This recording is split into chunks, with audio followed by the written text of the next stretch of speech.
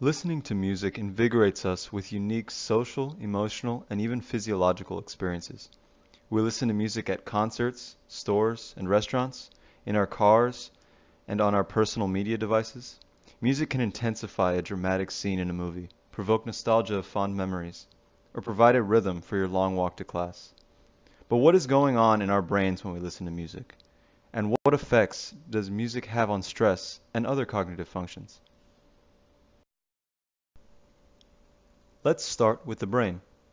When we listen to music, especially new music, a structure in our brains called the nucleus accumbens is highly active. The nucleus accumbens works with various other brain structures, including ones responsible for emotions, recognizing patterns, and processing auditory stimuli. The nucleus accumbens is part of our brain's major reward pathway, involving the neurotransmitter dopamine, which explains the euphoria we experience when we listen to music.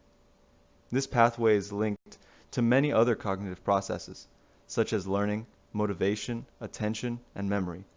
So music has been shown to have a number of cognitive benefits on these systems. The highly integrative patterns of the brain's response to music provides us with that rich experience we often associate with the music we love. Naturally, many of us use music as a coping strategy for stress, and many recent studies have shown that music is generally effective at reducing stress and providing positive cognitive and physiological benefits.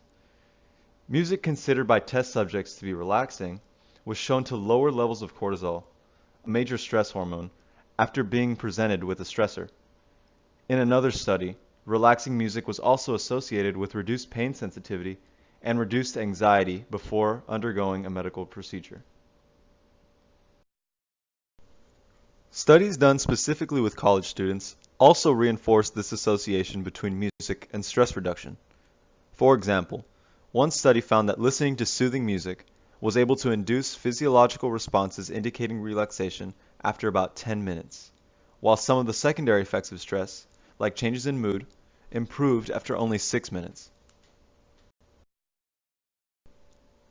However, the impact of music on stress levels is complicated by certain factors, such as depression. One study conducted at Arizona State University found that amongst college students, the use of music as an emotion-oriented coping strategy or as an avoidance disengagement coping strategy worsened the correlation between perceived stress and depression. These findings indicate the need to consider some of the contextually relevant factors when assessing the effectiveness of music as a strategy for coping with stress. So how do we apply this information? For one, we should consider our primary coping strategies for stress. If music is your go-to strategy, is there something you could be doing to address the problem more directly? Second, listen to relaxing music. This, of course, is highly subjective, so get to know what music is enjoyable and soothing for you. Once you have a pretty good idea, try making a playlist. For example, a study playlist can be music you enjoy that's calm, not too distracting, and helps you get your work done. Lastly, be on the lookout for new music. Listening to new music can be like a puzzle for your brain that's both pleasurable and cognitively challenging.